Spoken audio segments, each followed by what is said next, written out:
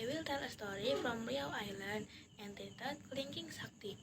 Once upon a time, in a village in Riau Island, there lived a very poor couple.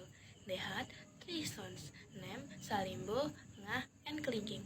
When Kelingking was 5 months old, his mother was dead. Kelingking lived with his brother and father. Time passed. Kelingking had grown up. He went to migrate and told his father about his intention.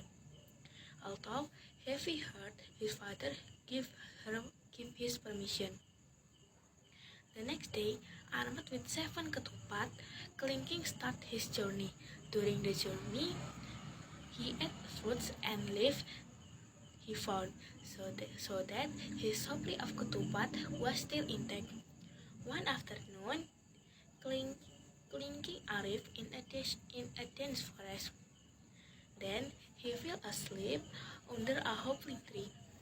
In his sleep, he heard a voice saying, If you want to marry a princess, he had to tie his ketupat with 2 barrels and put it in the river that flowed in this forest. When the river was bubbling, it meant that the big fish in the river was dead. Then take the fish.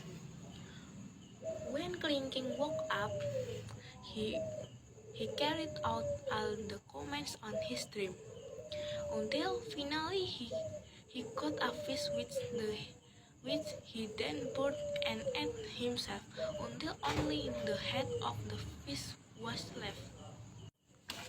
After that, Kelingking was confused because there was no sign of the arrival of princess, and then he kicked the fish head so hard that he didn't care about it anymore.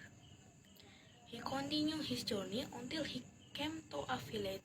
It turned out that in that village, a king was holding a competition to remove a fish head that it disturbed the view of the palace of the palace.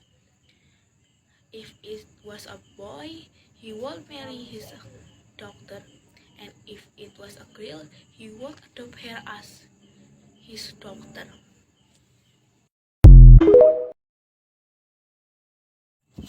Seeing the fish head, Kelingking felt he knew it, so he signs up. No one was able to move him until it was Kelingking's turn. Everyone scoffed at his small body. However, he easily lifted the fish head and buried it behind the palace. He was entitled to marry the king's daughter. The whole palace and the people of the country were happy for the marriage. Kelingking did not forget to pick up his father and 2 brothers to live together in the palace.